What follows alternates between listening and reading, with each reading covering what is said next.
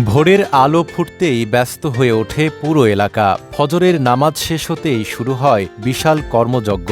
লক্ষ্য একটাই, প্রতিদিন ৬,০০০ মানুষের জন্য ইফতার তৈরি করা।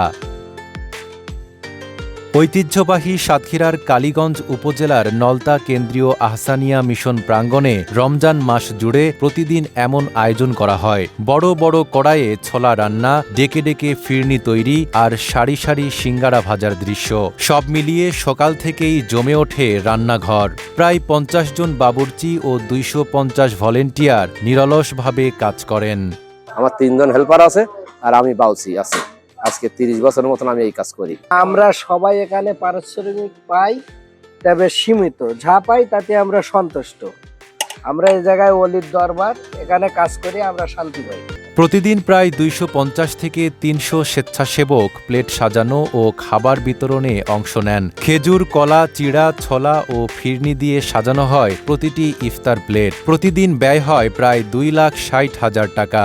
আমাদের কাজ করে আসলে কোনো রকম হইচই এখানে হয় না, কারোর কেউ কষ্ট বোঝা যায় না। খুব আনন্দের মাধ্যমে এই কাজটা তারা করে থাকে।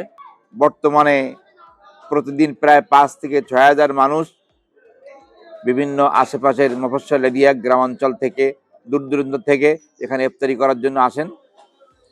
এই ইফতারিতে প্রতিদিন আনুমানিক প্রায় খরচ হয় ২,৬০,০০০ টাকা। সানবিট সব দিবে সামাল। সানবিট ম্যাজিক প্রেস ডিশওয়াশিং এর মাথা ঘোরানো সলিউশন। নলতা কেন্দ্রীয় আহসানিয়া মিশনের সাধারণ সম্পাদক কৃষিবিদ ডক্টর মোহাম্মদ নজরুল ইসলাম জানান, প্রতি বছরের মতো এবারও নলতা আহসানিয়া মিশন প্রায় ৬,০০০ মানুষের জন্য ইফতারের আয়োজন করেছে। প্রথম রোজা থেকে ৩০ রমজান পর্যন্ত এই কার্যক্রম চলবে। খান বাহাদুর আহসানুল্লাহ রহমতুল্লাহ আলাইহি তার জীবদ্দশায় মাত্র ১৫০ থেকে ২০০ মানুষের ইফতারের আয়োজন করতেন। তার ইন্তেকালের পরে তৎকালীন খাদেম জনাব আনসারউদ্দিন আহমেদ এই অনুষ্ঠানটা আরো সুন্দর করার জন্য ব্যবস্থাপনা করেন এবং দিন দিন এর কলেবর বৃদ্ধি পেতে থাকে।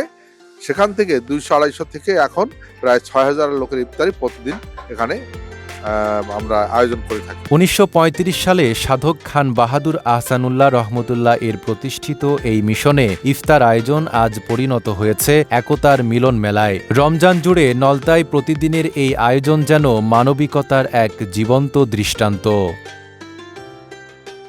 নাইম আরাবি, ঢাকা পোস্ট।